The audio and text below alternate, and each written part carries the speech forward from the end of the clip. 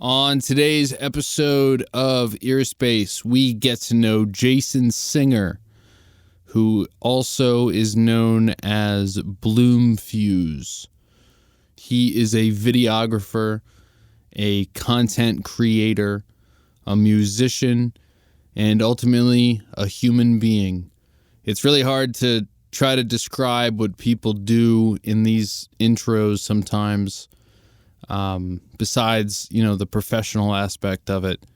Jason's a cool guy, and we had a great talk. I'm sure y'all will take something good out of it. Also, he filmed the entire episode, so y'all definitely tap in with him in the link in the description. I think he's going to post his half of the podcast. As you know, we don't do video typically for a variety of reasons, but it'll be cool to see, his perspective on video. So definitely go check that out.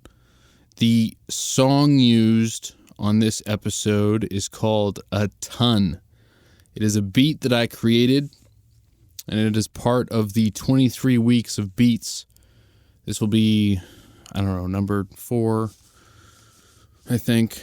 3, 5, maybe. Who knows? I'm not sure.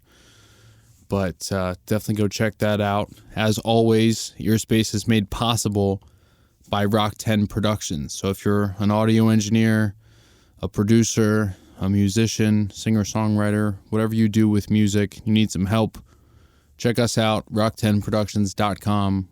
We do recording, mixing, mastering, instrumentals, studio consultation, a whole lot of good stuff. And we look forward to chatting with you about your creative project. Otherwise, you can follow us on Instagram at EarspacePodcast. I was told recently that I should be promoting this more.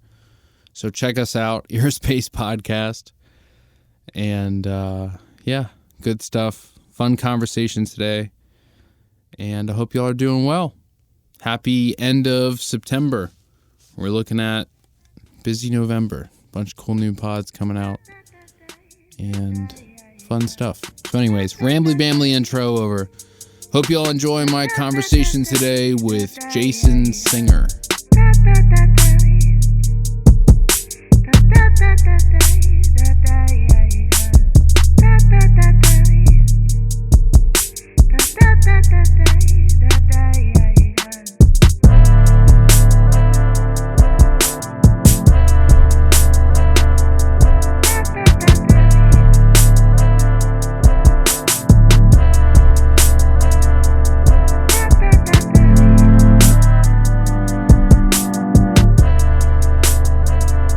Hey, welcome to the podcast. It's begun now. Thank you for coming on.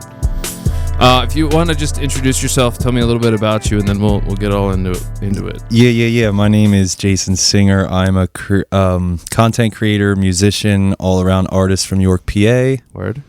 Here to collab with you about making some music here in the studio. Hell yeah, man. So you say content creator, like what content do you create? So, videos for Instagram primarily. Okay. Like cinematic stuff. Yeah. Inspirational stuff, motivational stuff, evolutionary psychology stuff. Okay. Stuff that inspires people to be better, develop character. So basically, I just take already existing audios, come up with some cinematic idea, put my audio over it. Try to pick audios that are viral.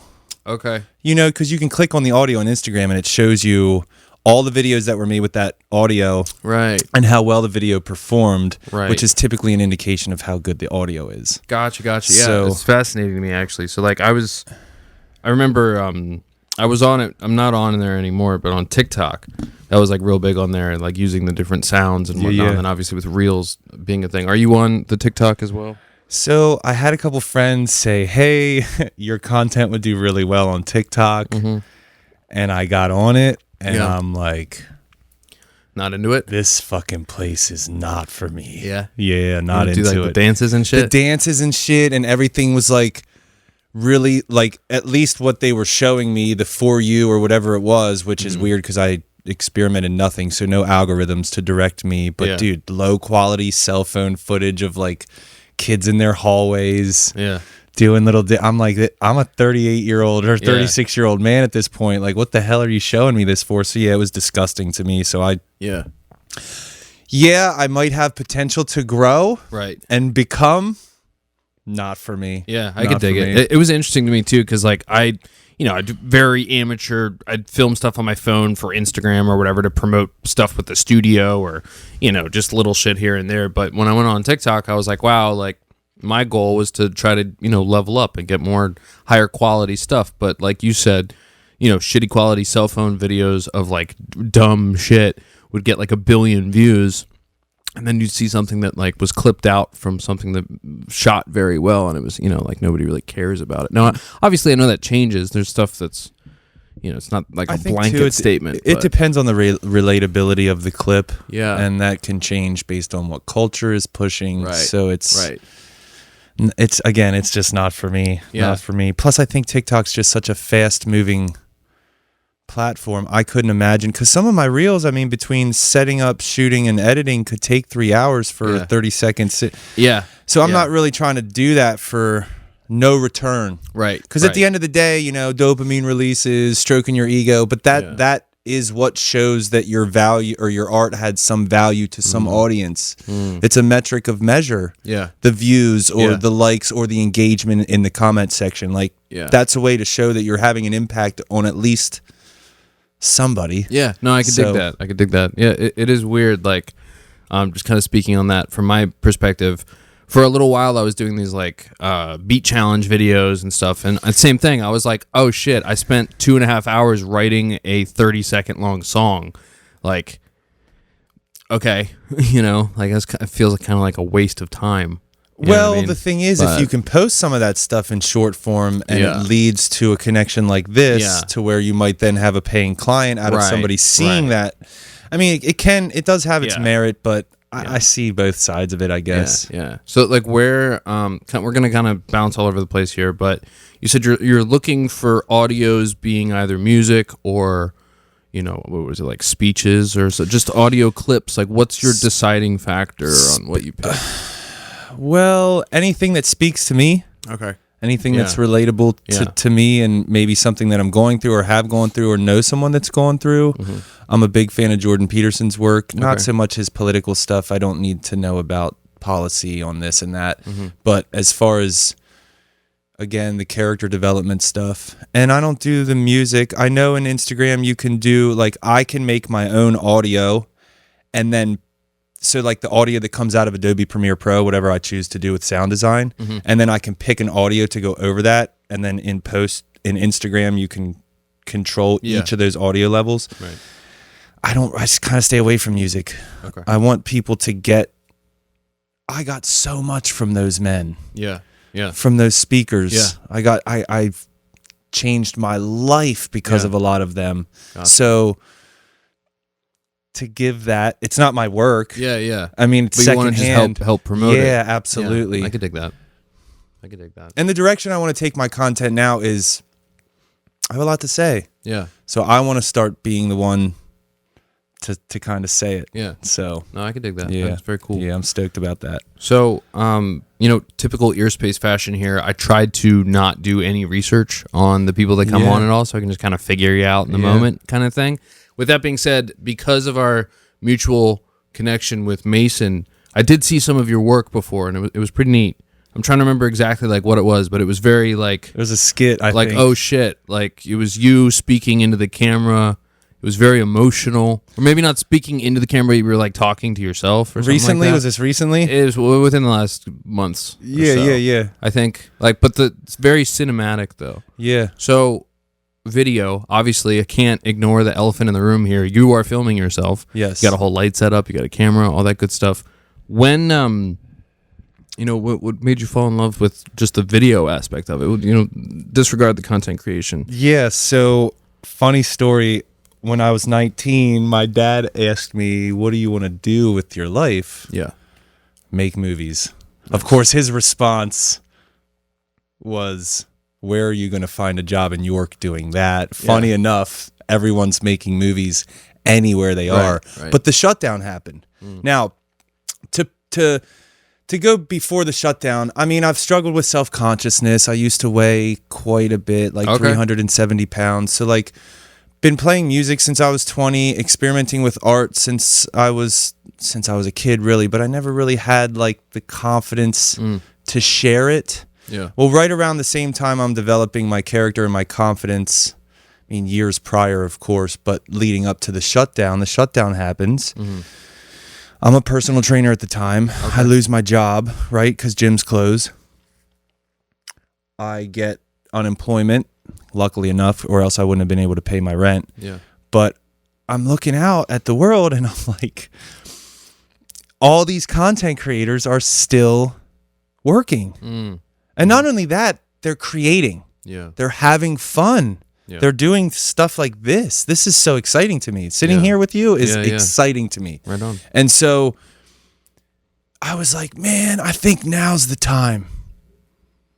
I got paid a pretty big lump sum because it was like, you know, some shit was going on with unemployment. They didn't pay me right away. It came all in one lump sum. So I'm like, I'm going to buy some video equipment and some lights and see about putting myself out there. So gotcha.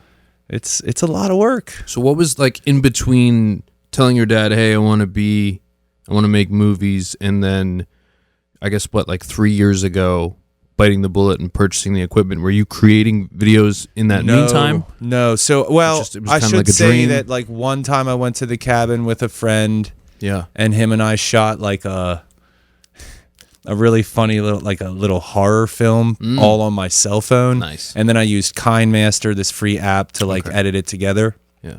Other than that, no. Gotcha. Never touched a camera. Gotcha. It's a funny story because when I got this camera, the first 2 weeks were like me in my room crying because I did not know how to expose a shot. I mean, it took me so long to understand the exposure triangle and the whole 9 yards. But yeah, I didn't experiment with all. When I was a kid, it was all painting and drawing.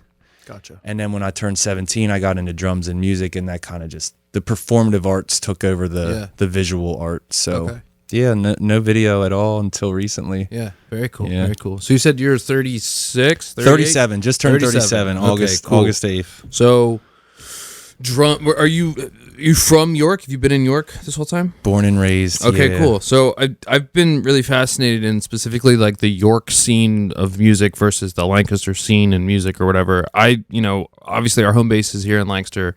Work with a lot of people from Lancaster and from York, but primarily all of our clients are from like elsewhere, from like Philly and Baltimore and New York and all that other shit.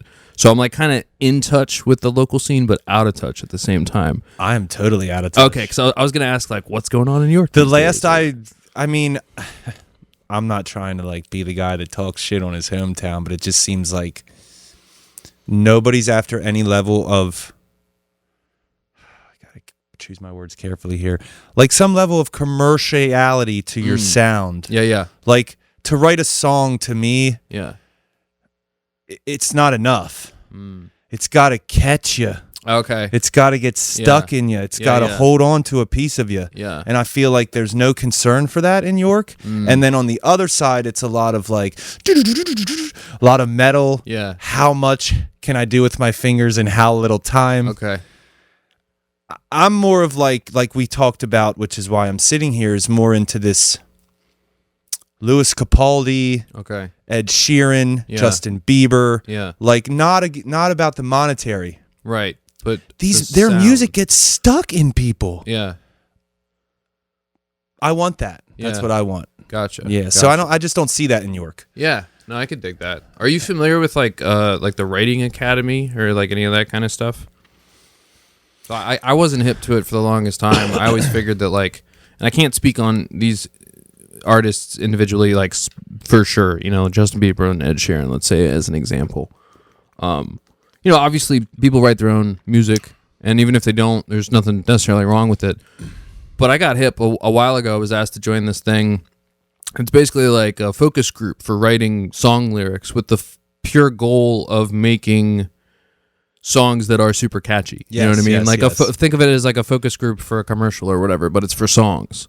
And I was like, oh shit, this makes sense. Like when you hear a song that's extremely catchy and then you realize like 30 people like all weighed in on it or whatever. Is that so? Like when you say you want to find something that's very catchy and you want to create the art, obviously, right? But you really want to make it catchy. You want to make these like.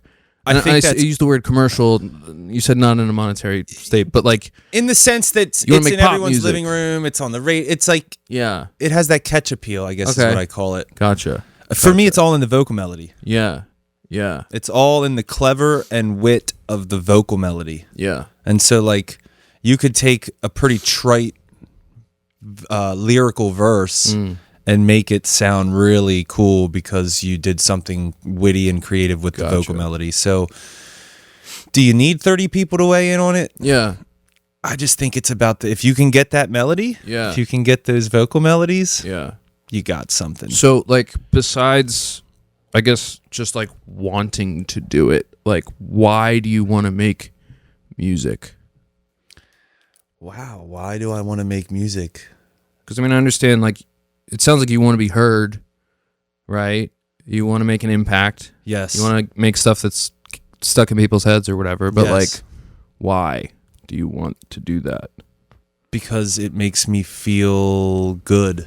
Okay. So like right now, I've been writing a lot, working on a set list, I guess you could say, something to record with you and also something to play out because I've never actually played out. Okay. But when I'm playing at home and I have a little setup with the mic and shit, reverb on the vocals, a little bit of pitch correction live, right? So when I do play an open mic, I have this little box that does all this stuff for me. I know what you're talking about. Helicon TC, their best 220 I ever spent, for real. Yeah. And so I can bring myself to tears. Yeah. Like it just feels so visceral and it feels so good to sing and play. And then that fills my cup to where I'm flowing over. I want to, I don't know if that's an answer. It doesn't feel like there's an actual why. It feels like there's something in the pit of me calling me forth to share it in some way. Yeah, I could dig that. I mean, some of my favorite moments of my life are when I've played, because I've played like little parties and, you know, campfires and shit. And, you know, I look up and there's a girl like wiping a tear. Because like, you want to make people feel. Yeah. I could dig that. I like that. Yeah. When you said there's no real answer, like there isn't really an answer. You know what I mean? It's whatever you think it is. Yep. No, that's dope. That's dope. So, 17, you start playing the drums. Yes. Okay. Were you in bands or were you just... Yeah, so I went to school with a guy named Kyle and his friend Joey. They were the only two dudes that I knew that played guitar. And they were damn good. I mean, for 16 and 17-year-old kids. Stairway, the whole I mean, they were Slappers. Good. And I didn't know shit, right? Like I could hold a beat and I understood time, but my skills weren't there. But I hit them up. I'm like, let's start a band because, you know, why not? Yeah. So we did dabble. I mean, it was fun. Yeah. It was fun. It was a learning experience. But once that stopped, because we didn't play out or anything, we were just in my parents' basement jamming, and then I got out of that and wasn't playing music, but I wanted to play and write. Like, I'm an all-encompassing artist. I want to do it all. Yeah. And I'm like, well, who wants to just hear drums? So I went out and bought an acoustic guitar and taught myself over the next, like, well, I feel like I'm still doing it. I'm still teaching myself how to play guitar, dude, 19 years later or 17 years later. That's awesome. So, yeah, I haven't touched drums in, well, we had mentioned that earlier. I haven't touched drums in so long. That was my baby. I was in a band playing drums for a while, a couple bands playing out, and again, that was fun. But see, it's different when you're in the back. It's different when you're in the back. No one can see your sweat. No one understands. Your face is down. You're doing your thing. To get on the stage with the guitar in front of a mic is kind of that's my new chapter. It's my new chapter. Word. Very cool. Putting the pieces together in my mind, psychoanalyzing people here. Do it. No, man, sounds very cool. So I'm going to take this in a completely different direction. Do it. I have like a series of questions that float around in my head that I'm always curious about people, some open-ended ones, if you will. Yes. What's the most beautiful thing that you've ever experienced? I know, it's a hard one.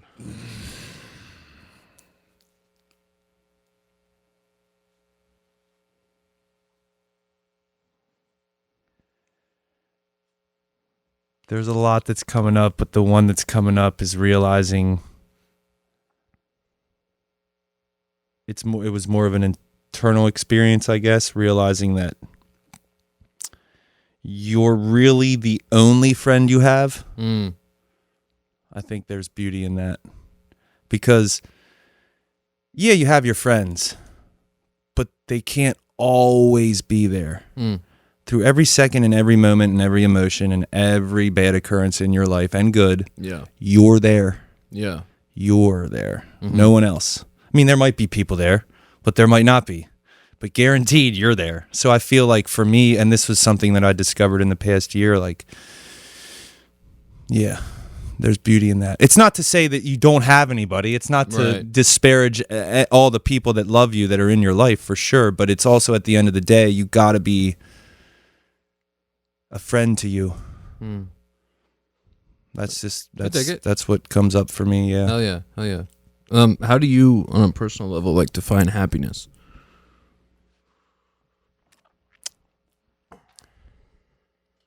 Where your idealized self and where you are is in as close to alignment as possible. So idealized self could mean your career, could also mean your character, your neuroticism that you want to work on, maybe some childhood trauma bullshit that you want to figure out. This is where I want to be. This is where I am. How far away are those things? The closer they are, I think the happier you'll find yourself to be. Okay. Cool. And happiness, too, on the surface level, I think is a byproduct of accomplishment. So you got to set a goal, work towards it, accomplish, feel good, and repeat. So that's what comes up for me with happiness. How do you structure your goals? Are you you write out long-term plans, or is it a short-term thing? Or depends on the goal, really. Yeah. I mean, the main goals lately have been like content creation and music. But music's very organic for me, so I don't ever write. Nothing ever gets written. It's all just picking the guitar up. As soon as something new happens, I'll start experimenting with like glossolalia and vocal melodies, just like random, not even saying some shit, maybe just humming some really creative vocal melodies. And then if I find something I like, I'll throw some words in there. And then I'm like, okay, now write a verse. Write a hook. Write a second verse. The song's done. Yeah. I work in a very similar way. Like I'm not classically trained in anything. Same. I just kind of noodle around until something sounds cool and then go for it. You know, I've been over the years like really into the idea that like creativity is this. It's not an original thought, but like I subscribe to the idea that creativity is like this thing. You know what I mean? It's around us always. It's an amalgamation. It's there, and then you can tap into it. You know what I mean? Like when you have an idea for a song and it just comes out of nowhere, like what is that? You know, I like to think that it's like accessing the collective subconscious of all. It's almost ideas, like channeled. You know? Yeah. Sometimes when I write, like when a verse comes to me really quickly, where there's no work involved, I'm like, who sent this to me, bro? This is the greatest song ever. Until the next song, and then you're saying that about the next song. Yeah. But then when it comes to video, I'm more like, if it's like lately, I've been wanting to get into more like acting. I really want to experiment with like acting, and so I'll like the one skit where it's like my apocalypse skit where we're all creating characters out of each other to feel less alone skit. That was like 2 weeks of mental prep, because you have to understand when you're shooting with one camera or one person, you shoot all of the one side's lines first, and then switch the camera and shoot the other side, which is very confusing because you want to go back and forth in your head between the characters, but you're not when you shoot. So for weeks you think, what are the lines going to be? And you start making the grooves in your neural pathways of these are the lines, that works. And then you figure out where in the apartment am I shooting this, set your lights up, set your camera up. It's all, I think with art, is there really a plan with the goal? Sometimes. Yeah.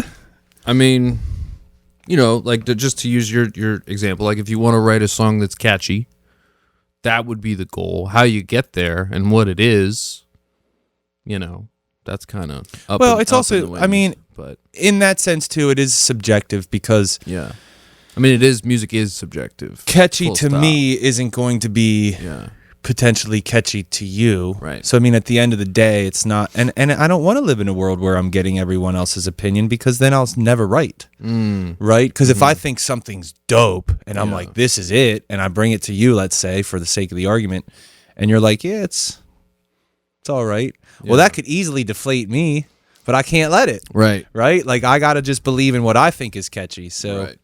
Yeah, it is hard in that aspect. Like, all music is subjective to a degree. Like, I think it's just a matter of numbers, right? Like, you can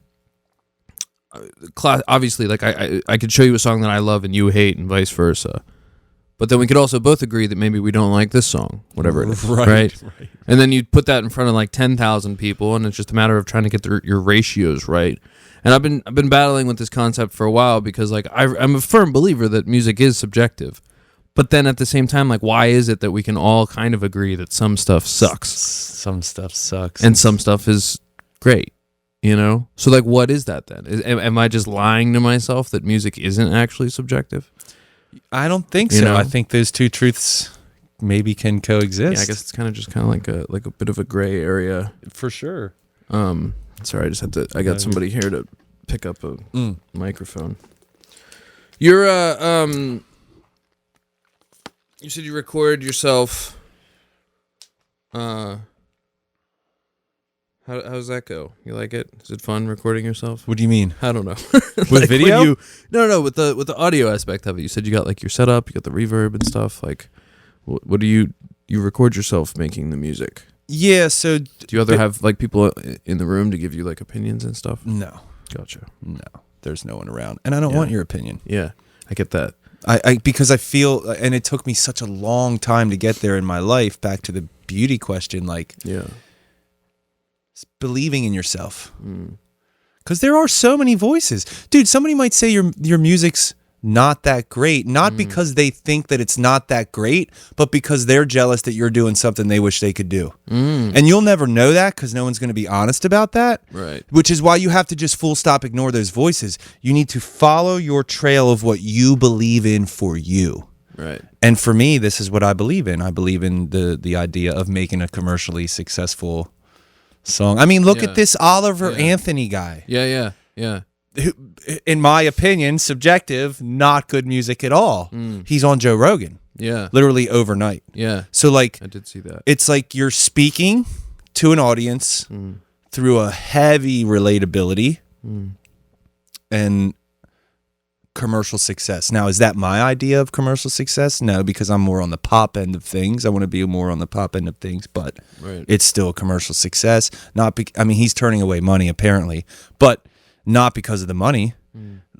He's having an impact. And now through the podcasts and the interviews, he's able to share his story, and his story is touching, as silly as I might think that world is. It's you're touching. Yeah. You're bringing people together. I'll say this, man. Like, for the longest time, I would hear these like inspirational videos or quotes or people saying stuff about things or whatever, and I was like, this is fucking dumb. Like, why? Right. It's just the same recycled bullshit. And then one day, because I've always been like, I don't know where it comes from, but I've always been just like extremely, like, to a fault, overly confident, driven individual. That's great. Don't know where it's from. Whatever, right? One day I woke up and was like, fucking everything sucks. I don't know what I'm doing with my life, whatever. Saw some little quote on Instagram and it made me feel better. And then I was like, oh, I get it. You know what I mean? Like, I've been being super fucking judgmental for mad long about the concept of motivational things. Right. People trying to help people other people out in the aspect of saying, like, you can do it, like all that shit. So I don't it's funny anymore, because none of those sayings mean anything to a guy on the proverbial top, which is how you describe yourself: driven, focused. Like you're. I mean, I'm not on the top by any means, but in the sense of like where the satisfaction of your life. Yeah. Your self satisfaction is you're up here. Yeah. So you don't need any of that. So a lot you got to understand. I won't get into it here, but I've been through a lot of darkness. Yeah. I've been through a lot of. You want to talk about it or no? I don't think that's for today. Yeah. I don't think that's for today. But, a lot of stuff that made me dive deep into myself, failed relationships, abuse, a lot of childhood stuff that, whatever. But because that's where I'm from, because that's what the therapy, the whole 9 yards, that's the world that I live in, those messages spoke to me. Yeah. Now, if I was in a happy place, a good place, my idealized self aligned with my current self. Right. Jordan Peterson might not have, Jordan would have, but like the other guys might not have had such an impact. But when you're low and you're looking for any little bit of light and you're looking for at least one person that understands where you're at and why you're there, then it matters. Yeah. But it doesn't to somebody who's living a successful... I just started to cut you off, but I just want to... No, you're good. I think I brought it up on the podcast before, but for the longest time I was like, this is dumb, and then I was like, oh, this giant light bulb went off. I'm like, I understand that, I will say though, some of the stuff to me, and my friends can contest to this about me, is where's the practical advice? So you get some of these like, just love yourself. Okay, tell me what that means. Right. Well, do yoga. Break that down for me. How many times a week do I do it? Do I do an hour class? Do I do and how does that equal self-love? Like, we get some of this fluff stuff without any pragmatic, practical, life behavioral changes we can make, which is, I guess, why they don't share that, because then you pay for their courses. I mean, that's kind of a whole other avenue of it, of like the click funnel. Are you familiar with ClickFunnels? Yeah, but my point is, I can see why people see some of this stuff as silly. Right. Because you're not really saying anything to me. Yeah. It's just a magnet on the fridge. I guess there's that aspect of it that I don't still agree with at all. Of just like recycling other people's words for a monetary gain. I think it's just kind of whatever. If it works, fine. But I also sample stuff sometimes, so like I get it, you know? Right. But yeah, I mean, just overall, like trying to uplift people and stuff. I was inundated all the time with all these videos and all these audio clips, and I was like, I don't understand it. I get it now. Now you get it. So as you to sit across from me and be like, this stuff has really helped me out, I get it now. So right on. Well, cool. And that's the beauty to me too of content creation, social media, is that a lot of us can touch each other and help each other, and that's beautiful. Yeah. That's a second part answer to your question. Yeah. Because it's really easy to get disenfranchised with the state of the internet. But if you look at it, especially with us as being creators, we look at what we got in connection because of a platform. Now, we could say Mason, sure, but it's the art that brought us together. It's the relatability, the thing that we share. And in this case, you're sharing this meme, this fluff meme. Oh my gosh, somebody else understands it. It's great. It's beautiful. Hell yeah. You're wearing a stripy shirt. Do you like stripes? Do you like colors and fabric? Yeah, I like fashion.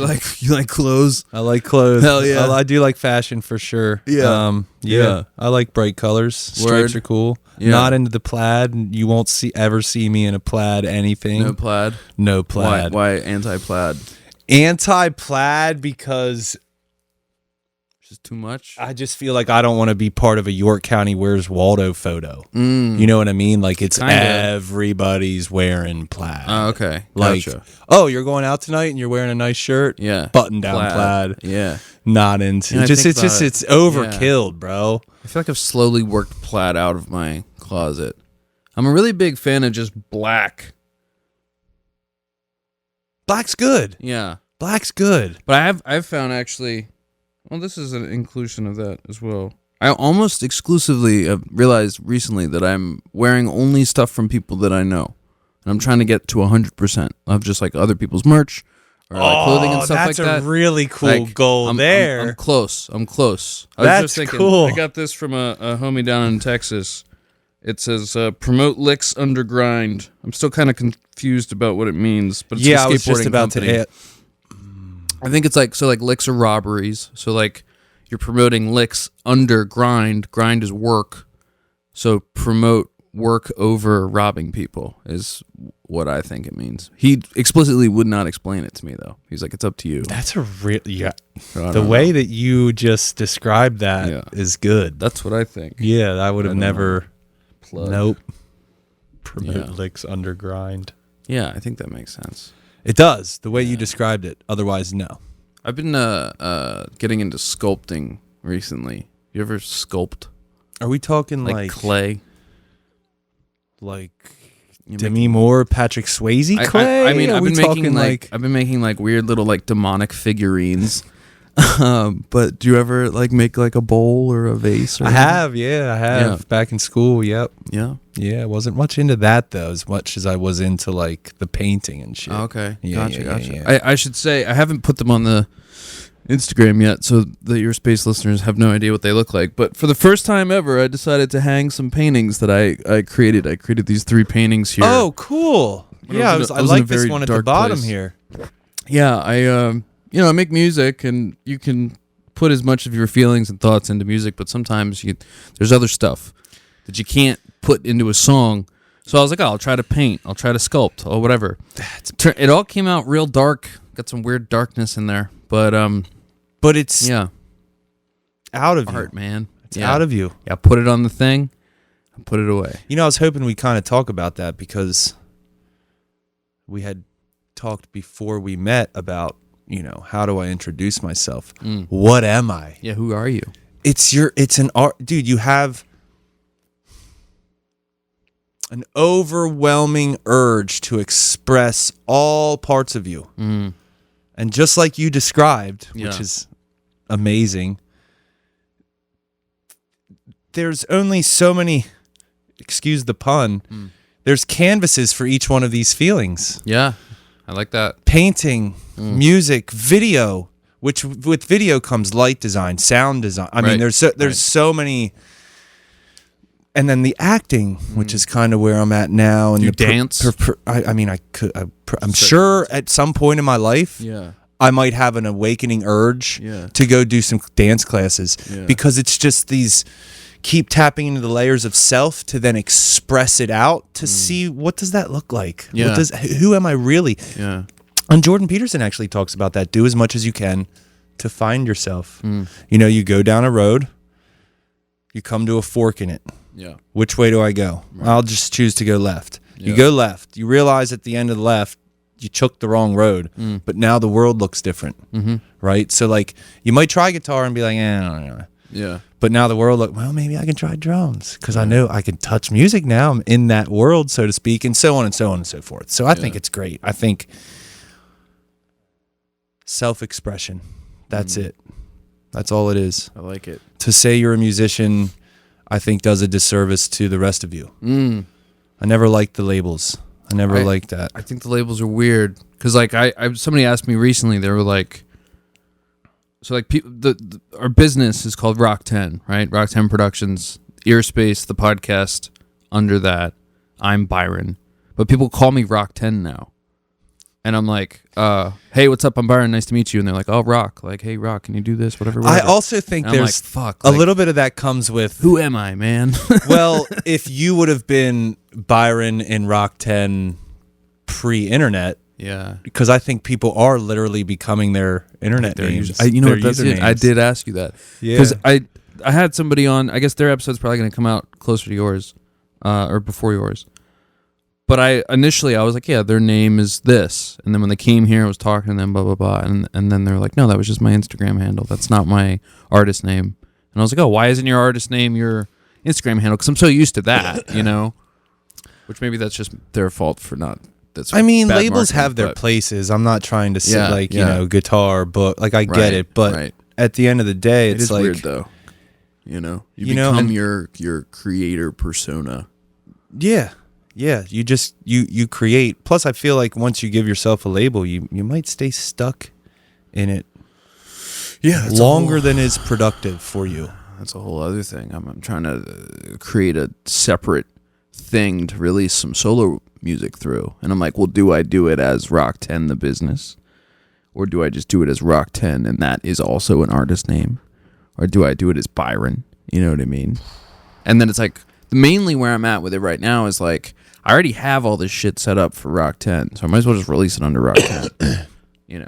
Or do I create an entirely different thing and then work to make that a thing and then release music through I would do that.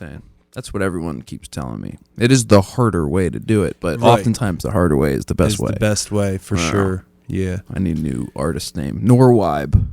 My name backwards. Maybe that'll be it. Norwibe, yes. Sounds like Nardwar. I just need to get a little plaid cap. Plaid. Yes. No plaid. An anti-plaid cap. Yes. The opposite of plaid is... What's the opposite of plaid? Stripes? Solid color. Solid colors. 1992. Just give me a Sinbad outfit. Yeah. Can you do a handstand? No. Okay. Nope. I can't do one either. Nope. I was just curious. Yeah. Interesting stuff, man. So you're from York. You make music. You're a videographer. You want to inspire people to be better. You're doing that with your video work. I'm trying. I mean, I'm not sure if I'm doing it, but yeah. I mean, I'm doing it in my personal life with people that I speak to. Yeah, for sure. Have you ever thought about doing like speaking? Yeah. So do you do that? No, I want to, but that's the thing. It's like with the self-confidence thing. Right now, I'm trying to get myself into a place of like, comfortability of posting myself, speaking and talking my opinions online. Yeah. Dealing with what comes with that, getting my skin thickened to the whole that world. Yeah. And then I would love that. That would be absolutely amazing. I haven't, stopping drinking. It's been 10.5 years now. Congratulations. Stopping smoking cigarettes. It's been like 6 years. Losing 190 pounds. Yeah, that's a lot. Overcoming. I mean, I could go into more existential stuff, which is more hard to explain and way more time consuming, but just so much. There's so much to learn and then so much to teach, which is what Bloom Fuse means, by the way, to everyone listening. Okay. The concept of Bloom is growth. Bloom, grow. Right. Fuse is to share with the community. So however you grow, however you learn, you share that. Yeah. Because it makes the world better. Right. Dope. So I dig that. That's dope. Perspective. That's good. Yeah, that's public speaking would be fun, but let's get the open mic night out of the way first. Have you done open mic night? Nah. Do it. So like the bulk of my guitar playing was when I was obese. Okay. So it was just... Has it become easier to play the guitar with less body mass? It's hard to answer that because guitar's gradually gotten easier while I've gradually lost weight. So I don't know if that's because of weight loss. I mean, the guitar against my body isn't like tilted up and out over my belly. So that's a lot nicer. But otherwise, gotcha. I had a session last night. We were discussing the artist that was hadn't been in for a while, and they had lost a considerable amount of weight, and their voice had changed substantially. I was curious if you've really noticed any. You said you lost 190 pounds? Yeah, that's a lot. That's a lot of weight. I mean, I lost a shoe size and a half from shit. that, which was like that's interesting. Kind of interesting to me. That was really interesting. It like width-wise? Your foot? There's fats everywhere. It's like in you. It's not something that's like wrapped around you. Yeah, right. But yeah, and you got to understand though, the 190 was like 370 to whatever 180 or whatever. Yeah. But now I'm like 219. Word. Try to get a little bit of muscle packed back on. I'm in the worst shape I've ever been in my entire life, and the biggest problem is I feel fucking fantastic. That is a problem. Or it's not good. Yeah, I know. I'm a problem. I'm out here it's bad because Ian, the other engineer that I have that works with me, I mentioned with the drummer, is a personal trainer. He's in great shape. He's a power lifter. Great guy. You would love him. He's awesome. I have easy access to go get my shit together. I don't want to. It's bad. I don't know how to get over it. You know what I mean? Like I in my mind, I'm like, all right, like cigarettes will make me feel bad, and then I'll want to change. I could run and shit. I feel fine. I'm like, fuck. All right, well, That's not good because that's going to obviously catch up to me at some point. I'm not at dumb, some point, you know yeah, it will. And that's when you're 50 and your doctor's giving you the prescription to walk your neighborhood. Yeah. It's like, just start doing that now. I opened a door the other day and it hit my gut. And I was like, holy shit, this is a defining moment. And then I just like laughed about it. And then I'm telling him on the podcast. You know what I mean? Like, how do I get over that? I need shame. I need to be shamed, I think, is what I need. Yeah. Yeah. Yeah. That's A what little we bit. need. An introject. Yeah. The fuck are you doing? The problem is I need to be bullied. I think that's what I need. Well, but nobody people wants to bully me. see people hear this shit though, and then they say Bullying is bad. bullying is bad. People even say it in my own life, don't be so hard on yourself. Yeah. Yo. I know some of these people that are saying this haven't been in my life very long. Yeah. But for the past 10 years from stopping drinking to losing weight to where I am now is because I was hard on myself. Yeah. You're telling me not to be hard on myself, which is you encouraging self-suicide. Like I'm suicidal. Yeah. I'm eating myself Fucked. into an early grave, and you would rather support that than me in my head being like, you can do better, you scumbag. Because that's how I'll say it. You're better than this. Yeah. You have way more in you than this. Right. What the fuck are you doing? Yeah. And that's what a drill sergeant might do in the Army. Yeah. Next thing you know, you're doing 30 push-ups. You have, goes back to what I said earlier. It's You weird. have to be that for you. You have to be that friend. And that's where it gets fucked up is like I'm extremely hard on myself about every aspect of my life. But when it comes to my personal health, I'm like, gotta what do work. you think's going on there? Do you think? I don't know. It's kind of confusing because like I get it, but I don't get it. If that makes sense. I don't get it. I know. It's confusing. It's good you're talking about it, though. Yeah, I mean, I joke about it all the time. Like, the podcast is essentially just like my fucking therapy every week. Like, it's not so much about like being a certain weight or looking a certain way. Yeah. I was actually just telling a friend this morning, like, before I realized my tire was flat. You just have to accept yourself the way you are. Blah, blah, blah. It's like, but the way you are, that sentence can be extrapolated. I could be so many the way I am. I could be fat. I could be thin. I could be a powerlifter. I could be a musician. I could be. But to be each one of those things means to work towards it. So like it's not about the physique so much for me as it is. I feel so confident when I have a six pack. Yeah. And I've heard actually people talk about this in other podcasts. Like if you can stand in front of the mirror naked. Yeah. And really like what you see. Yeah. When you go out into the world. Yeah. It's like nothing can get you down. It's literally, I think maybe the thing is I have like the opposite of like body dysmorphia or some shit. Like literally this morning, got out of the shower, naked in the mirror. I'm and you're like, fuck yeah, dude, let's do today, buddy. Fuck yeah. But that's not good. Because like I'm probably gonna die like earlier. Well, it's not so for me. Like I said, the six pack thing was more about a self confidence thing for me. Yeah, and like I was explaining to my friend, it was a discipline thing. Like I would ride my bike to the gym, work out, and then ride my bike 6 miles back home. Yeah, like I wasn't doing that with my mind thinking I want to be so sexy and shredded. Yeah, it was. I'm fucking hard, like Goggins, like David Goggins, like you're developing that tough part of your brain by riding to the gym, working out, and riding back home. Like that's kind of where I'm at with it. And a six pack again is a result, of and it's a goal that you set and a hard amount of work. Not the lifting, it's the dieting to get a six pack. But dude, the person who's obese and works out every day will outlive the person who's like average size and never works out. Yeah. So people do have to understand that exercise definitely has its merit over body composition. It's definitely important. Yeah, for sure. I mean, I don't just lay around and shit, Yeah. I walked here today, That's something. I mean, I only live a mile away, but but a mile's a mile, brother. Yeah. A mile is a mile. I mean, they say 10,000 steps a day, but I mean, I did walk here like in sandals. That counts. Taking my damn time. Pogo stick next time. Pogo stick would be sick. That's what the other day I was trying to explain what a pogo stick is to someone, and I couldn't think of the name. What were they, like 20? No, I was just like, the thing you bounce, jump up and down on. They're like, what the fuck are you talking about? The trampoline? I was like, I forget what it's called. Yeah, I was like, it's like a trampoline, but a stick. Pogo stick. Right, got it. Thank you. I will have to call them. They will totally not remember the conversation at all, but I'll tell them that.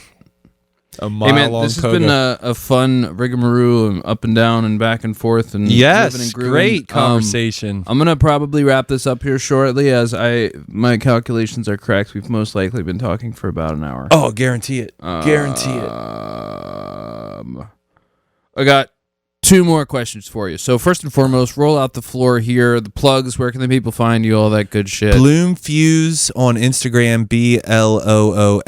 BLOOMFUZE. Was with an S. That page got deleted during the shutdown for posting some not so governmental friendly things. Cool. Jason Singer on Facebook. I do have a Bloomfuze account there as well, but nothing's happening. That was just for me to trademark it. My lawyer needed me to do that so I could trademark the name.